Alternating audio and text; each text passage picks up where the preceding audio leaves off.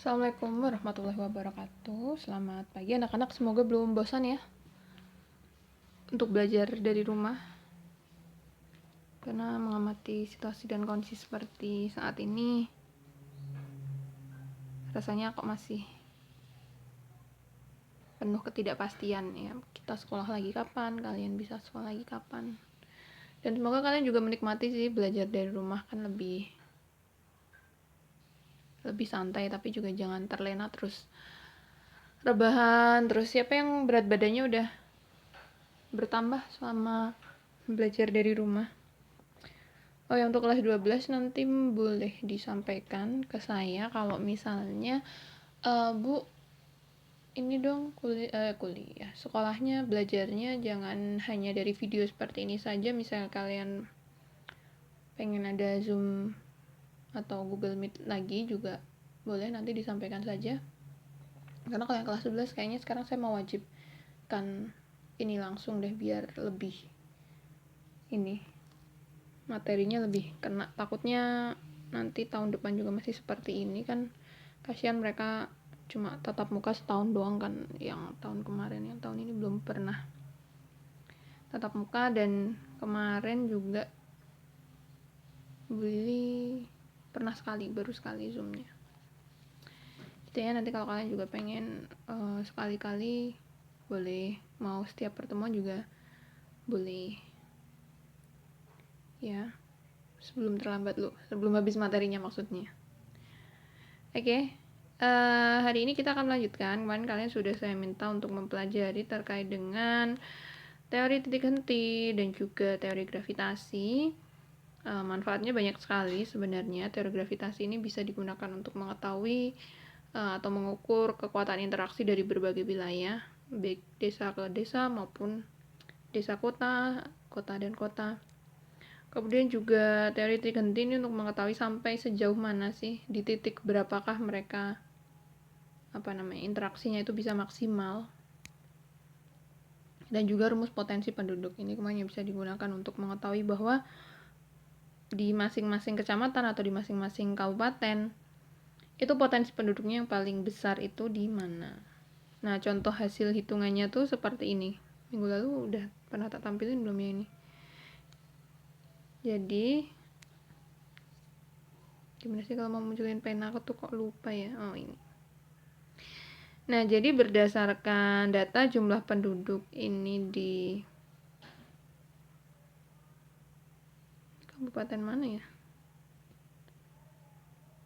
Di sini bukan, oh iya, di Pasuruan. Ini dari jarak yang ini dan jumlah penduduk. Kalau nggak salah ini tahun 2015-an, karena saya pas ngitung ini pas masih semesteran, pas masih kuliah itu, masih semester 6 gitu. Nah, berdasarkan data ini jumlah penduduknya, hasil hitungannya tuh ini. Jumlah penduduk yang paling banyak kan di Gempol. Nah, berdasarkan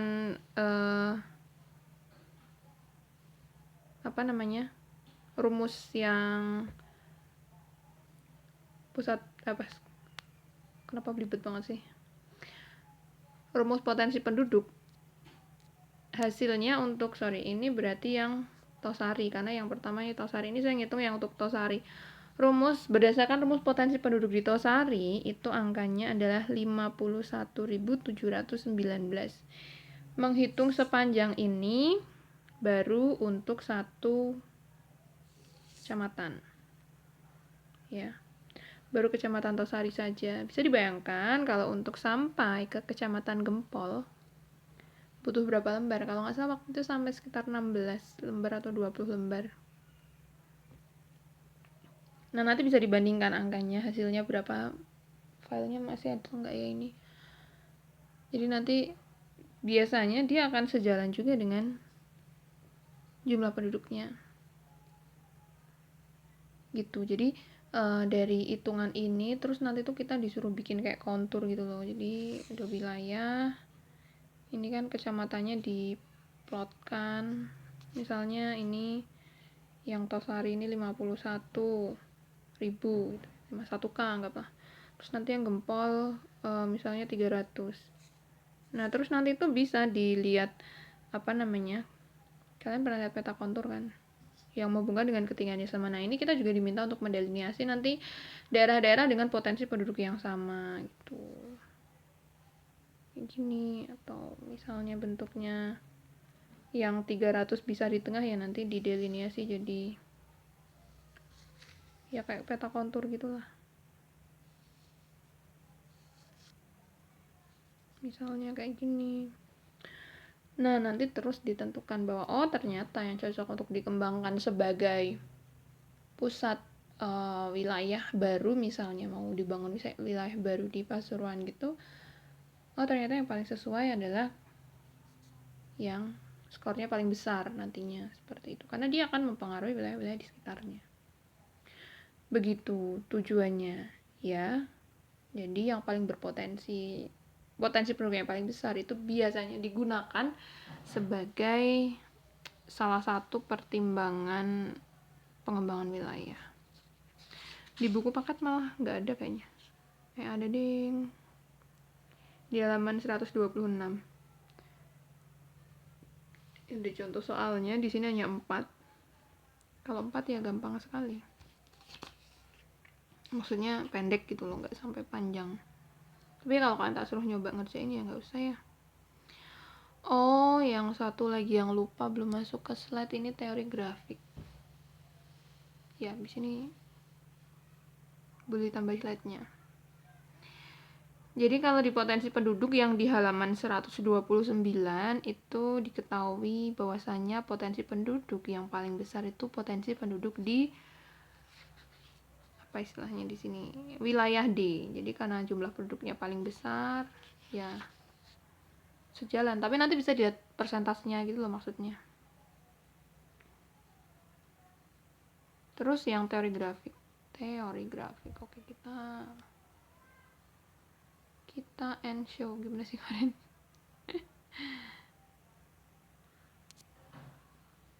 Pause dulu aja deh. Pause aja. Oke, kita akan lanjut ke teori grafik. Nah, kenapa kok di slide ini tidak ada? Karena selama ini kan boleh bikin slide-nya ini kan untuk ujian nasional. Nah, sedangkan berdasarkan kisi-kisi yang ada dulu itu baik untuk ujian nasional maupun ujian sekolah itu tidak ada teori grafik ini tidak keluar gitu loh. Jadi tidak digunakan untuk ujian nasional maupun ujian sekolah. Nah, tapi kan kalian besok statusnya AKM tuh. Dan juga kalian nanti seleksi masuk perguruan tingginya kan beda-beda. Nanti kalau pas di univ mana gitu, misalnya seleksi mandiri gitu. Sorry ada backsound. Nah, kalian misalnya di universitas mana, terus kemudian rumus kayak gini kan nanti nggak terkejut. Oke, teori grafik ini fungsinya kaitannya dengan struktur tata ruang jaringan transportasi, untuk perluasan jaringan transportasi, terus juga bisa digunakan untuk mengetahui tingkat konektivitas jaringan transportasi. Jadi menurut teori grafik ini tinggi rendahnya interaksi antar wilayah bergantung pada jumlah jalur transportasi yang membentuk pola-pola jaringan keruangan atau spatial network system. Semakin banyak jalur yang menghubungkan dua wilayah, semakin tinggi mobilitas atau interaksi antar wilayah tersebut. Menurut Kansky, tingkat konektivitas ini dapat dilihat dari tingginya nilai indeks konektivitas. Salah satu indeks konektivitas itu adalah indeks beta. Kalian jangan pikir, wah susah nih rumusnya nih. Ada beta gitu kan. Anak IPA kalau beta tuh buat ngukur apa sih? Nah, di sini beta tuh cuma buat ini sih, nilai kelancaran interaksi atau konektivitas, simbolnya aja. Kemudian ada E, ini maksudnya adalah jumlah jaringan yang menjadi penghubung antar simpul wilayah atau jumlah jalan lah. Kemudian oh iya, iya. Yang V itu yang jumlah kotanya, karena di sini tulisannya jumlah simpul. Nah, jadi kalau misalnya kalian ada buku, nggak ada ya, ya udah nanti tak tulisin. Oke, kita lanjutkan ya. Jadi kalau misalnya ada suatu kota yang biru ini, misalnya ini Muntilan, ini Mungkit, ini Mertayudan, kebalik ya arahnya ya. Saya ini Muntilan, ini Mungkit, ini Mertayudan, ini Borobudur. Nah, tadi kan Buli bilang E itu adalah jalan, V itu adalah kotanya. Kalau seperti ini jumlah jalannya ada berapa? Jangan bilang cuma satu, Bu. Ya iya satu, tapi maksudnya kan dia menghubungkan beberapa kota ini. Nah, kalau seperti ini berarti jumlah jalannya itu nanti ada, dihitungnya ada 3. 1, 2, 3. Kemudian jumlah kotanya ada berapa? Biru-birunya ada berapa? Ada 4. Berarti indeks konektivitasnya 0,75. Nah, sekarang gimana kondisinya kalau misalnya nih jalannya itu nggak gitu, tapi seperti ini. Ada jalan pintas dari Mungkit ke Borobudur. Tadi saya sebut ini Borobudur kan ya. Kemudian juga ada jalan pintas yang menghubungkan antara mana ini? Muntilan dan Mertayudan misalnya. Jadi nggak harus ke Mungkit dulu. Nah, tentu saja jumlah jalannya kan bertambah. Yang tadinya ada ini, tapi kalau perpotongan gini nanti harusnya ada kota lagi. Gini aja. Nah, yang tadinya di soal sebelumnya hanya ada 3, di soal ini sudah berubah. Jadi ada 1, 2, 3, 4, 5. Nah, jumlah jalannya ada 5, jumlah kotanya ada 4. 5 per 4. Berarti jadi 1,25. Nah, tadi 0,75. Kelihatan kan bedanya? Semakin banyak jalan, berarti indeks konektivitasnya akan semakin besar. Semakin sedikit jumlah jalan, maka indeks konektivitasnya akan semakin kecil. Coba sekarang kalian kerjakan soal berikut. Soal cerita ya, Bu Lili akan membacakan soalnya. Diketahui, bisa nggak ya soal cerita? Yaudah, Bu Lili gambarin di sini aja deh. Diketahui ada sebuah kota. Kotanya ada, tambah 1 lagi ya berarti ya, biar beda. Yah, malah hilang. Nah, misalnya ada kota yang seperti ini. Bentar. Nah, coba kalau misalnya petanya berubah menjadi seperti ini. Kotanya ada 5, jaringan jalannya ada berapa? Coba dihitung. Beli kasih waktu 30 detik kalian untuk menghitung. Mulai dari sekarang. 30 detik ya.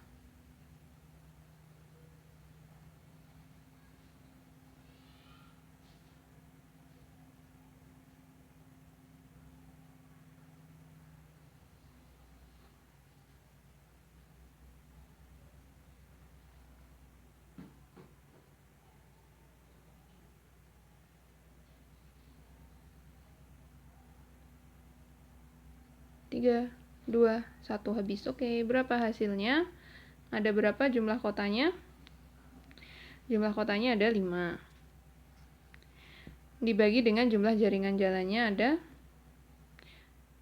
kalian hitungnya gimana? 1, 2, 3, 4, 5, 6, 7. Berarti ada 7 jumlah jalannya, dibagi kotanya ada 5. Sama dengan 1,2. Gak ada 30 detik, harusnya ngerjain ini mah. Ya, 1,2. Betul kan? Salah. Berapa harusnya? Kita 1,4 ya. Oh, nggak boleh buru-buru, harus sabar ya. Dihitung benar-benar. 1,4. Betul ya? Kalau salah nanti bilang ke Bu Lili ya. Jadi malu. Oke, selanjutnya kita ke faktor-faktor yang mempengaruhi interaksi desa dan kota. Ini yang dari awal thumbnailnya tuh ini. Nah, faktor-faktor yang mempengaruhi interaksi ada 3. Yang pertama adalah wilayah yang saling melengkapi atau regional complementary.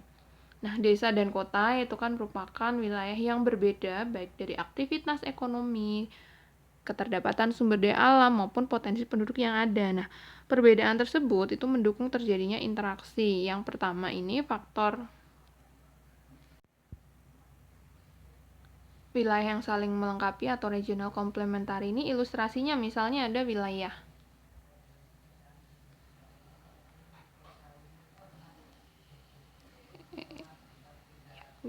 A, B, C. Wilayah A ini memiliki surplus di sumber daya misalnya garam. Kok garam? Ngapain ya surplus sumber daya garam?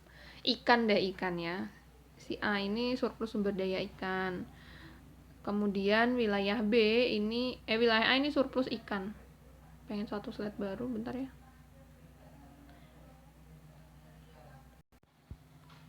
Ilustrasinya seperti ini. Jadi ada wilayah A, B, dan C. Wilayah A ini karena dia daerah pesisir, dia surplus terhadap sumber daya ikan. Kemudian wilayah B karena ini wilayah desa pertanian, dia nggak punya ikan, tapi dia punya surplus di padi. Nah, wilayah C ini nggak punya ikan, nggak punya padi, tapi di sana dia itu di kota, jadi dia menyediakan jasa simpan pinjam atau jasa tabungan atau jasa kredit gitulah misalnya. Nah, sehingga tiga wilayah ini dia akan saling melengkapi. A ini akan menjual ikan ke wilayah B dan juga wilayah C. Kemudian B ini juga dia akan menjual padinya ke A dan juga ke B. A dan C. Kemudian si C ini akan meminjamkan uangnya ke si B dan si A. Menyediakan jasanya untuk si A, B butuhkan. Atau misalnya nih kaitannya dengan sumber daya alam. Misalnya di wilayah A ini di sini misalnya adanya sumber dayanya emas. Misalnya. Tapi dia nggak punya sumber daya di ini misalnya batu bara nggak punya. Sedangkan si B ini dia punya batu bara tapi nggak punya emas. Nah, pastikan dia akan nanti ada interaksi lah antara dua wilayah ini. Untuk apa ya? Untuk saling melengkapi, mencukupi kebutuhan mereka. Ini tadi yang merah versi simpelnya, yang emas batu bara itu kan versi konsepan suatu negara gitu loh. Nah, kemudian yang kedua tadi ada wilayah-wilayah yang saling melengkapi atau adanya kesempatan untuk saling berintervensi, intervening opportunity. Mana sih intervening? Ini maksudnya. Adanya kesempatan untuk saling berintervensi atau intervening opportunity. Intervening opportunity ini adalah suatu interaksi di mana dua-duanya ini apa istilahnya? Bisa saling mempengaruhi satu sama lain karena adanya tadi kondisi yang saling melengkapi tadi. Jadi karena keduanya tidak bisa memenuhi kebutuhannya sendiri, maka dari interaksi yang ada tadi lama-kelamaan dia bisa mempengaruhi suatu wilayah. Misalnya ini contohnya juga pakai 3 segitiga tadi ya, 3 segitiga. 3 ini. Jadi misalnya ada wilayah A, ini dia surplus tadi kan ikan. Kemudian wilayah B itu dia tidak punya ikan. Kemudian wilayah Z itu juga punya ikan. Wilayah C ini juga punya ikan sebenarnya.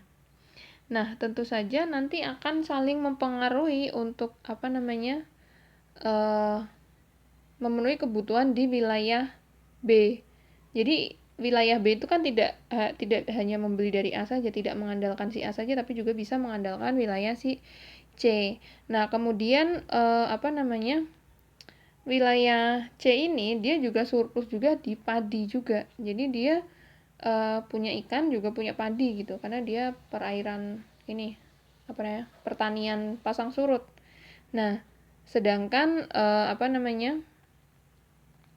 wilayah A ini nggak punya padi. Yang punya padi itu wilayah B dan C misalnya seperti itu. Nah, yang dipilih yang mana kira-kira kalau seperti itu? B akan beli ikan kemana?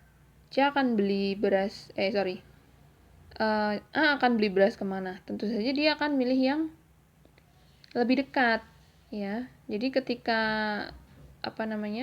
ada yang lebih dekat kan pasti kan juga milih warung yang terdekat gitu kan. Nah, dengan ini setidaknya ada satu wilayah yang dapat menjadi pemasok kebutuhan sepanjang waktu. Jadi kalau misalnya ikannya pas habis di wilayah yang satu, bisa beli di tempat yang lain. Kemudian adanya kemudahan transfer atau pemindahan dalam ruang atau spatial transferability. Hal ini tentu saja terkait dengan jarak. Jadi kelancaran transportasi ini ya. Kalau tidak ada akses jalan yang bagus, tentu saja nggak mau berinteraksi ya, nggak pasti akan milih kemana nih. Oh, yang jalannya paling bagus ke arah utara misalnya. Padahal di selatan tuh lebih dekat, tapi karena nggak ada jaringan jalannya, harus lewati gunung, lembah, repot gitu. Akhirnya ya udah kita ke utara aja yang datar ada jalannya gitu.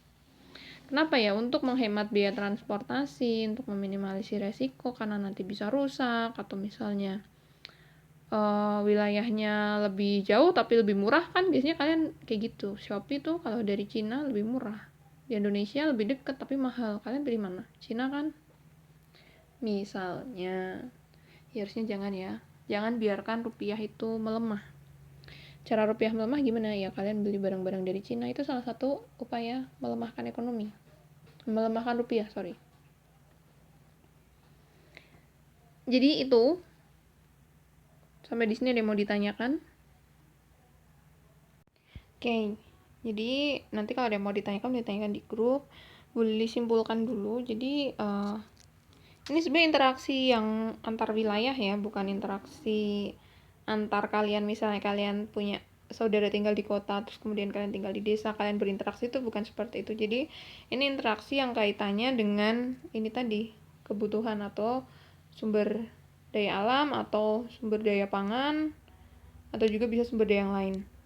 Nah, jadi kan yang namanya dalam kegiatan ekonomi pasti akan terjadi spesialisasi. Misalnya nih, Sawangan dia akan menspesialisasi di bidang padi misalnya, di bidang pertanian padi. Nah, tapi kan mereka nggak bisa hanya mengandalkan wilayah mereka sendiri, mereka juga pasti akan butuh misalnya hasil-hasil peternakan dari muntilan misalnya, atau dari mungkit, atau dari wilayah lain.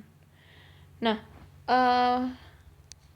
si Sawangan ini dia akan tetap mempertahankan interaksi dengan wilayah yang lain. Kenapa? Karena ini tadi adanya kesempatan untuk berintervensi tadi. Ketika mungkin pasokan ayam dari muntilan habis, mereka akan cari ke Bandongan. Nah, sehingga tetap dijaga hubungan baiknya dengan yang lain, walaupun muntilan kan lebih dekat daripada harus ke Bandongan gitu misalnya. Nah, dan juga pasti yang dipilih itu adalah kemudahan untuk transfer. Misalnya muntilan ke dukun, Sawangan ke dukun mungkin lebih dekat, tapi akses jalannya mungkin lebih enak kalau ke Blabak, ke Mungkit, ke kecamatan Mungkit. Sehingga mungkin itu akan menjadi salah satu faktor yang mempengaruhi interaksi. Gitu, biar nggak kepanjangan ya. Kurang lebihnya Beli mohon maaf. Nanti kalau ada soal dikerjakan ya, kalau nggak lupa. Beli cuman sekian. Wassalamualaikum warahmatullahi wabarakatuh.